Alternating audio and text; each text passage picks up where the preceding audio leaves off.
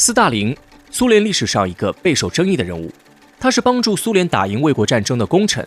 万千民众敬仰的民族英雄，但同时他也是一位令国内外资本家和政治家闻风丧胆的强硬人物。然而，就是如此声名的斯大林，却遭到蒙古总理当众掌过，并摔坏他的烟斗。那么，这个敢于和斯大林当面叫板之人是谁？他为何当场与斯大林撕破脸皮？当众打了斯大林之后，此人又落了一个什么下场？斯大林与这位蒙古总理的恩怨，还要从外蒙古的独立说起。外蒙古即现如今的蒙古国，历史上蒙古国曾被匈奴、契丹等多个游牧民族统治，与中国古代封建王朝一直是一衣带水的关系。而到了1271年，随着元朝的建立，蒙古国也正式被纳入中国版图。再到后来的清朝时期，蒙古始终处于中国人的统治下。然而，随着近代的到来，蒙古国迎来了命运转折点。尤其是沙俄列强的崛起，蒙古这块肥肉首当其冲，成为沙俄政府的侵略目标。1911年，眼看大清王朝面对西方列强的蚕食毫无还手之力，沙俄也不再犹豫，果断向蒙古伸出魔爪。沙俄首先策动蒙古活佛、封建王公贵族发起独立活动。彼时，中国国内正爆发着辛亥革命，各大行省纷纷宣布脱离清廷控制。沙俄政府借此良机，也怂恿胁迫蒙古效仿中原各省，宣布从清廷独立，建立大蒙古国。就这样，外蒙古在沙俄人的操控之下，从中国版图被分割出去，清廷驻蒙古办事大臣被驱逐。与此同时，外蒙被迫派出使者前往沙俄，请求对方派兵保护。沙俄政府自然心得意满地接受这一邀请，遂向外蒙派驻了大量军队，并向外蒙提供军火、贷款支持，再通过顾问代表等形式介入外蒙行政大权。偌大的外蒙没过多久便彻底落入沙俄的掌控之中。此后数十年间，沙俄一直围绕着外蒙独立、撤治问题与国民政府进行谈判。这一时期的外蒙为赢得沙俄的扶持与帮助，早已与俄人签署了俄蒙条约，将境内的开矿权、铁路经营权、经济通商权尽数卖出。中华民国政府屡屡表达了抗议，可惜无济于事。毕竟当时中国国内革命形势复杂，根本没有武力收复外蒙的能力。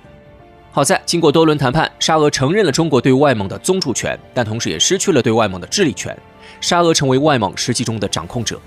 1924年，随着蒙古活佛圆寂，苏联愈发加强了对外蒙的控制，主导了蒙古人民共和国的成立。在苏联的介入下，蒙古开始全盘仿照苏联模式，试图建立社会主义制度。但此时的蒙古只是苏联嘴边一块随时可以吞掉的肥肉，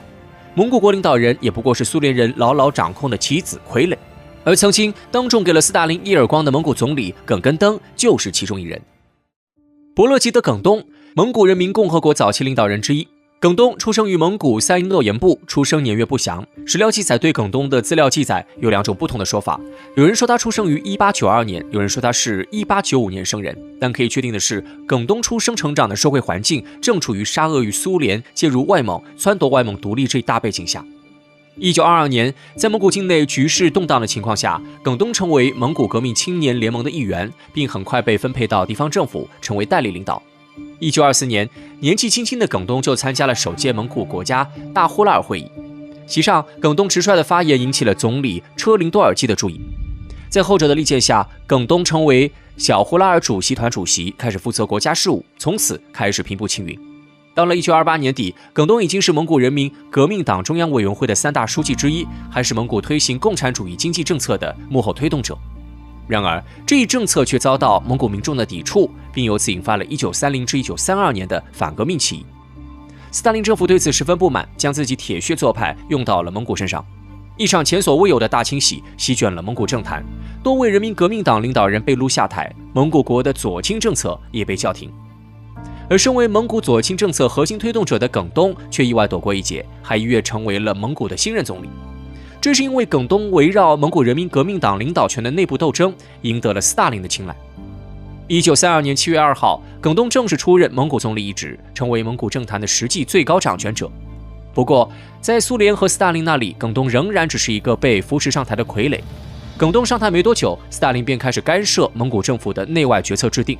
彼时，第二次世界大战战火已经燃起，野心勃勃的日本法西斯将目光对准了远东一带。强如苏联也成为了日寇眼中的侵略目标。为防御日本人，斯大林开始部署远东缓冲战场，希望将蒙古打造为日本进攻苏联的缓冲地带。因此，蒙古境内的任何不稳定因素都是斯大林不想看见的。为了稳定蒙古内外状况，其实早在1932年初，斯大林就推动成立了蒙古委员会，试图加强对蒙古的掌控。然而，斯大林的个人独断专行得到耿东政府的坚决抵制。斯大林与耿东政府的主要矛盾在于如何对待蒙古境内的喇嘛群体，以及如何协调军队国防。斯大林认为，为防范日后的进攻，蒙古必须迅速提高军费支出，扩充军队规模，而一刀切地消灭喇嘛和寺院，是保证政府腾出精力与经费实现上述目的的前提条件。1934年11月5号，耿东与斯大林实现会晤。针对以上两个问题，斯大林直言不讳地告诫耿东，蒙古现在存在两个政权，一是你的政府，二是喇嘛政权，而且后者更强大。斯大林认为，即便不下死手对喇嘛群体以迎头痛击，也必须扩充政府军队，间接削弱喇嘛政权的影响。不过，耿东却一直秉持着不同意见，不乐意采取暴力手段消灭喇嘛，两者因此发生激烈冲突。1934年12月31号，斯大林再度向耿东传达自己的意思：所有的喇嘛都是反革命者，他们必须在群众面前被惩罚，他们没有必要像从前一样平静的存在，必须被严厉打击。然而，耿东对此十分不乐意，他坚决反对苏联干涉蒙古内政。在与苏联驻外交官的谈话中，耿东一再表示，我们依靠苏联只是为了获得民族独立。1935年10月，耿东致信斯大林，明确表达了自己针对喇嘛、寺庙、国防等问题上与斯大林不同的看法。耿东坚持认为，不能以激进冒险的方式消灭喇嘛群体，在与喇嘛争夺政权的过程中，最重要的是加强立法与思想工作。在日本侵略者蠢蠢欲动的情况下，提高国防实力很有必要，但不能盲目机械地扩充部队，而应该做到扩军与技术发展与干部培养同步进行。总而言之，对于斯大林强硬干涉蒙古内政的行为，耿东表现出了极大的抵制情绪。耿东的表态让斯大林大动肝火，再加上这一时期的伪满洲国军队屡屡袭扰蒙古边境，斯大林心中愈发不快，因此他要求耿东政府必须保持国内秩序的稳定。1935年12月，斯大林邀请耿东率团访苏，试图与蒙古缔结军事跳跃，继而说服耿东在喇嘛和国防问题上向自己妥协。会议上，对于耿东仅仅把国家预算1/4投入国防的行为，斯大林表达了强烈不满，并要求将预算增加到1半。针对喇嘛问题，斯大林更是直言不讳地批评了耿东一干蒙古领导人，提出必须消灭喇嘛政权。斯大林给出自己的理由：喇嘛政权与人民政权不可共存，保证蒙古的独立，巩固国防安全，势必先平息内部的不安定因素。同时，蒙古要想维护与苏联的友谊，继续获得苏联的支持，就必须断绝与喇嘛的关系。只可惜，耿东根本听不进去斯大林的话，他坚称解决与喇嘛的斗争问题应该极为慎重，因为不光是普通民众，而且许多国家公职人员乃至政府元首也信仰神。耿东的答复让斯大林感到不快，他言辞激烈地指责耿东：“你已经失去了基本立场，你已经不打算与封建者斗争。”